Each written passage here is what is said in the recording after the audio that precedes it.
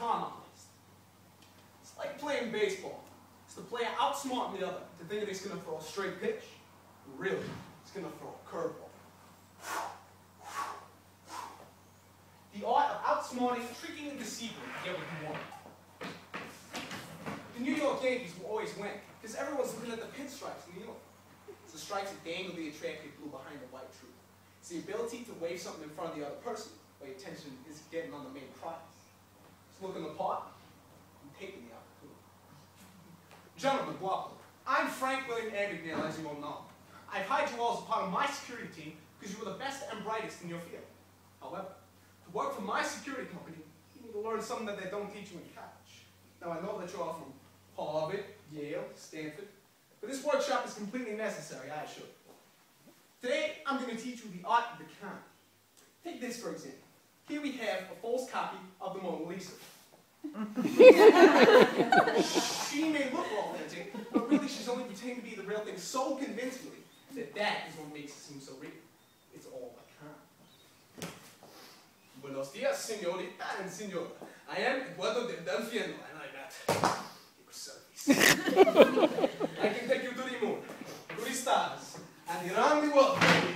I can make sex look like a church. But I will have to suppress my interest for now. Instead, I will find satisfaction through art. Yes, art. You see, the Mona Lisa, she is my lady, and I must have her. With her long blonde hair, a beautiful smile, it turns my legs to butter.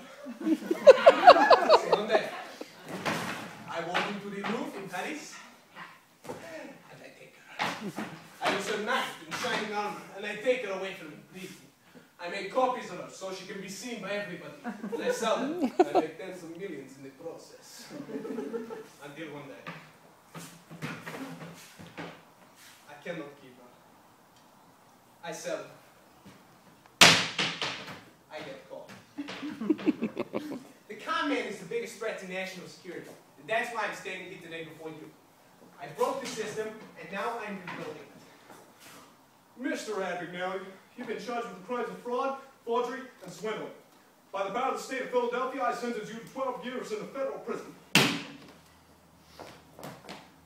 Mr. and Mrs. Abagnale, your son is impossible. I've had kids skipping school, cutting class, even damaging school property. Never in my lifetime has a student impersonated a substitute teacher and run a French class for a week. Excusez-moi, monsieur. Some assistance. The kid's 17, for Christ's sake. During my time as a teenager, I lived multiple lives before I was 21. The New York Times called me the Great Imposter. I always learned from my father that, son, you can pretend to be anyone you're not.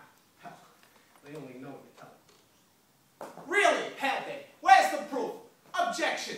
Yes, I am sustained. Thank you, Your Honor. Thereby you are guilty. Case closed. Stand aside from the doctor. Right. Get this kid some morphine, take out anything out of the ordinary, get an x-ray, wrap him up in bandages. Good work, boys. Keep it up. Fellas, how's the turbulence? I think I'm going to pull a fast one, jump the old backseat, see if we can get a bit of shot. Eye in the sky, boys. And so you can see, in an urban society, the heterogeneous communities will always exist due to an increase in immigration and breeding. Once the FBI got a hold of me, they thought they'd put me to good use. I became their assistant after 5 years in the pen. I thought I'd never get out.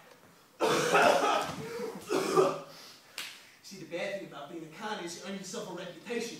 A reputation for acting like you're not doing anything wrong, but really you're planning and scheming like there's no tomorrow. Mr. Abagnale, I see your record is perfect and that's a problem. That tells the parole board that you're still kind of prison and getting away with it. Parole or not.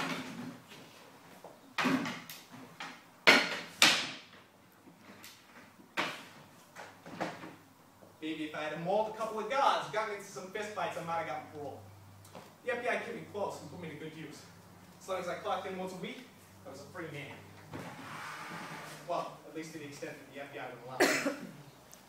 You see, when I was catching bank checks, the check would always bounce 2 weeks after I catch it. But now, we can trace the date and the time of the access to the bank account through the IP address. And then you knock down the door. Put the cuffs on.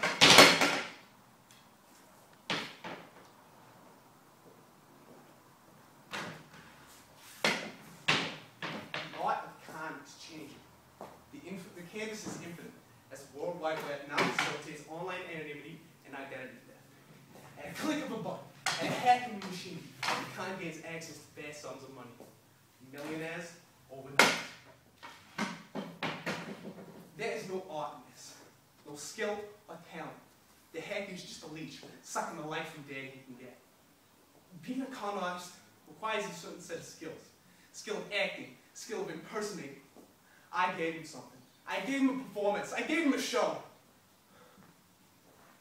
The next time, we'll be facing this.